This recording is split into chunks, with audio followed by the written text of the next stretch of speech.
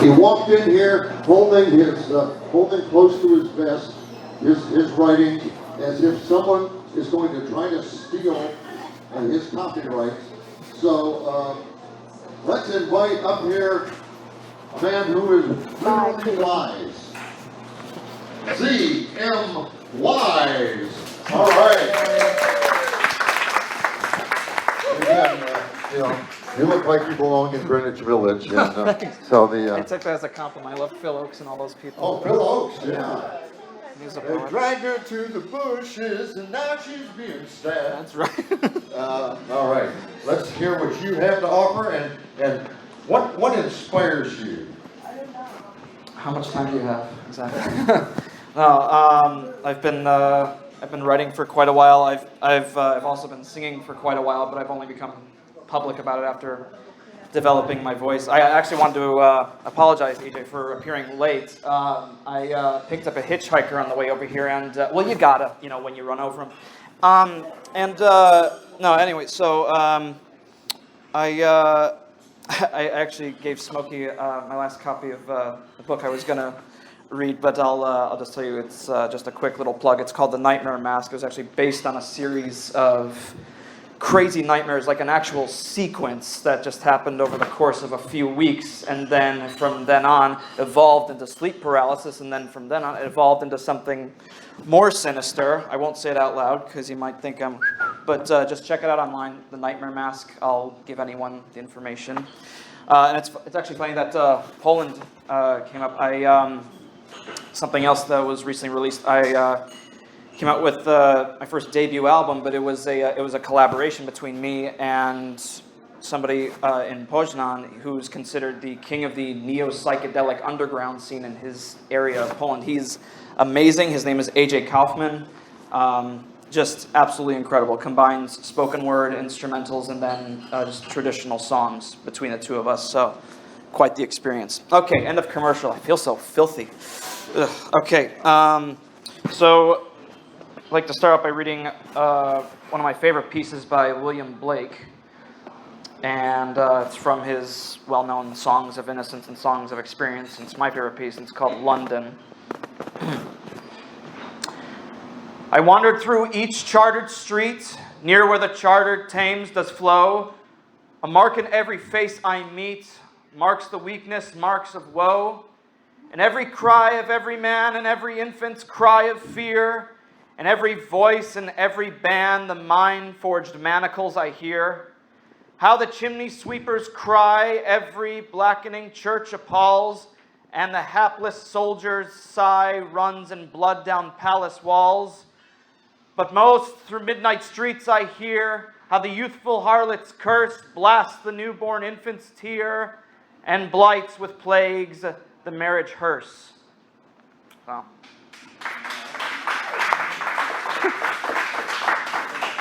Thank you, William Blake. Out of curiosity, does anybody know the most popular word that started in the late 60s, but it's still applicable today? Anybody? This is a joke, so think outside the box. Popular word? Mm-hmm. You want me to just put you out of your misery? Okay, it was ear, believe it or not. It was ear. You know why? Ear. Okay.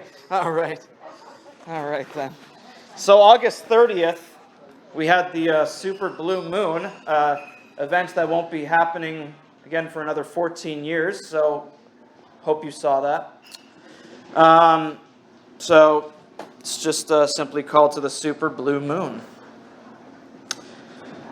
Sapphire Selene, screaming out discovery in lunar lunacy tongues, ethereal ecstasy is the huntress of the waves tidal, wolf in fur, beta blue, alpha mother goddess on the footpath of ascension, one bipedal wanderer, drinking spring nectar from your soil-caked footprint, becomes you by the illumination of cerulean summer sensations, to kiss the fullness of your spherical glow, Sumerian honors above, Artemis to your cratered canvas, smothered in polychromatic dreamscapes, the skin of geology's beard, the hands of organic machinery.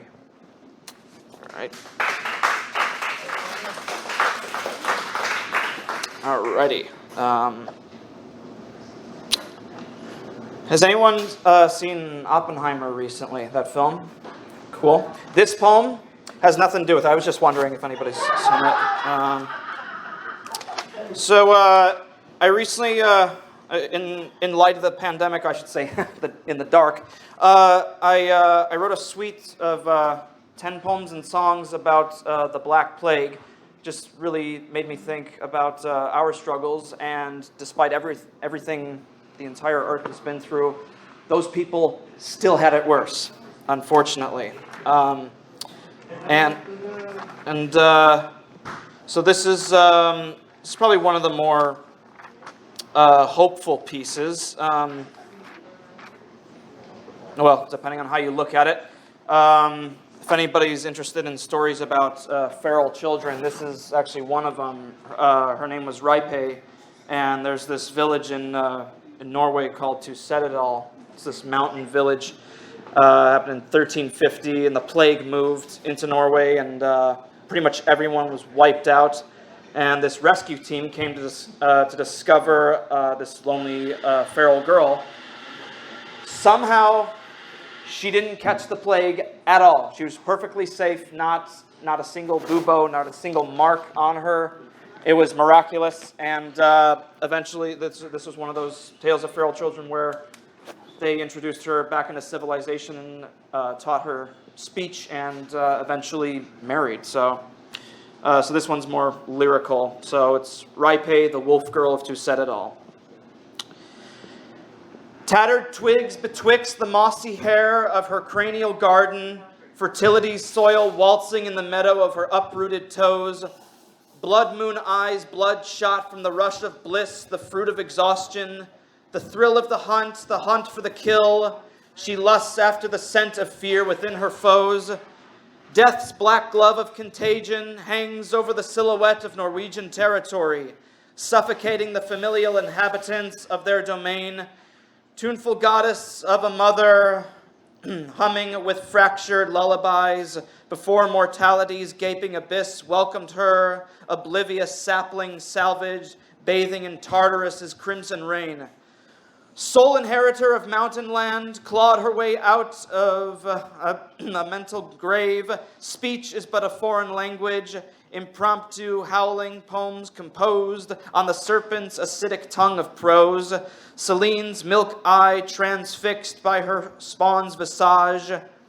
Wild bird, have you been tamed? Your aeroplane wingspan engulfs your predecessor's fame.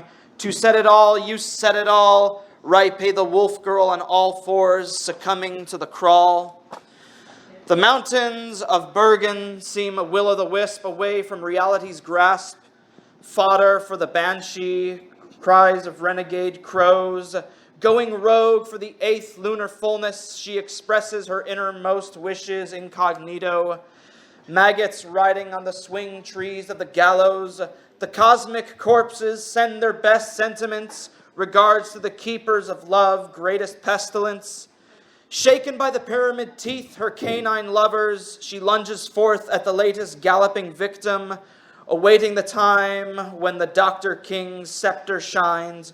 But oh, the ravaged sight in the tulip light, lilac time in the splattered rose bush garden, claiming carnage is an act divine. And though she was born a ceremony in the wading pool of womanhood, the watered footprints sprouted reaping meditations.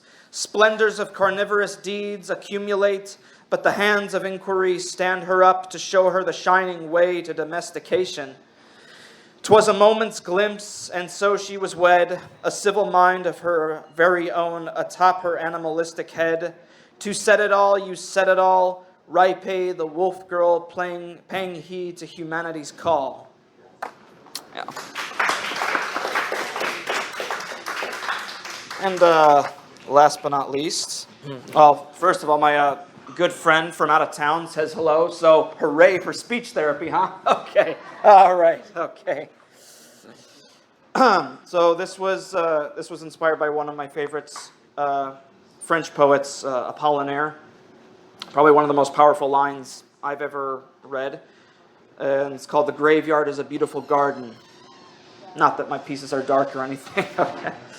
And The epigraph says, the graveyard is a beautiful garden full of hoary willows and rosemary. Often they are friends who are buried here. By Baphomet's tongue, proclamations, release is a goddess's name in the wilderness of the bestiary. Hands disembodied by the weight of the stone skipping eons, passing by the storm of words, mouthed by the division between joy and subliminal madness. Querida, I release the Chiroptera into the denseness of the steel night, making weekly pilgrimages up Sisyphean hills. To you, love is what I make. For you, love is what I take.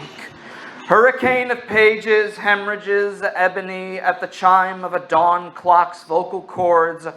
Servitude under emerald metal thumb. She has tasted hunger at its most visceral. She has drained thirst of its life essence in the belly of the little horn, the seven-headed Hydra revelation, forced to consume Promethean repetition.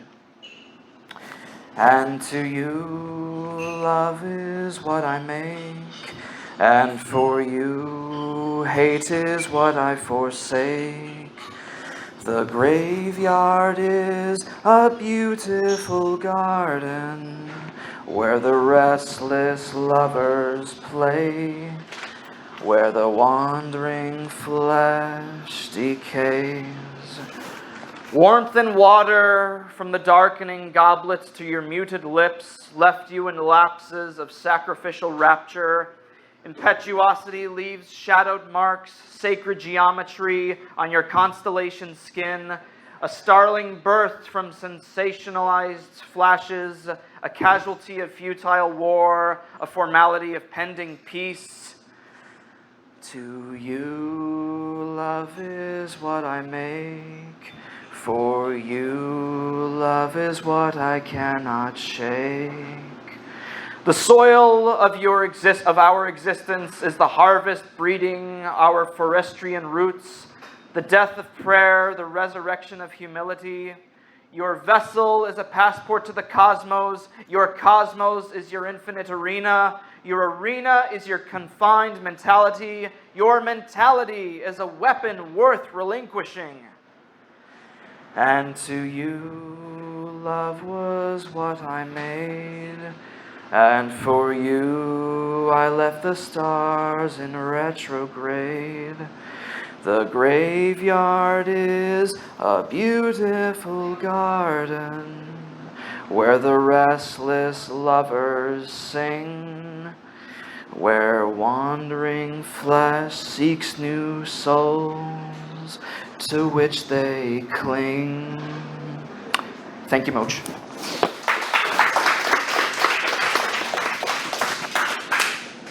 Got everything? Yes. Yes. And you might be surprised to find out that actually all of those poems are available as children's books. And Yeah. Just ages 3 to 5. That's it. Everybody else won't understand. 3 to 5, that's right. And so, if any of you are illustrators and you're good at doing things with, like snakes are coming out of a skull's eyeball, that would be good. Right. Exactly. All right, now let's see. And so you go by ZM or was it Zach? Yeah, ZMYs, yeah. ZMYs, okay. Yeah, all those titles available. The Wolf Girl and Nightmare Mask, is that it? Yeah, the book is called The Nightmare Mask. I'm currently trying to find a small press to publish the 10 Black Plague poems and songs, so stay tuned. Are your writings available online anywhere for people? Yeah, I can write down my website for anybody who wishes. Oh, okay. All right. Now, apparently, you have a guitar here, but I don't see your name on the list. Yeah, here, sure. Let me write it down for you. Oh, yeah, you can put it on there. And so, it's Hootenanny time. And yeah, there is a guitar here. That's a steel string Fender. I had my steel string Fender stolen in Bandera 8 years ago. I don't think that's it though.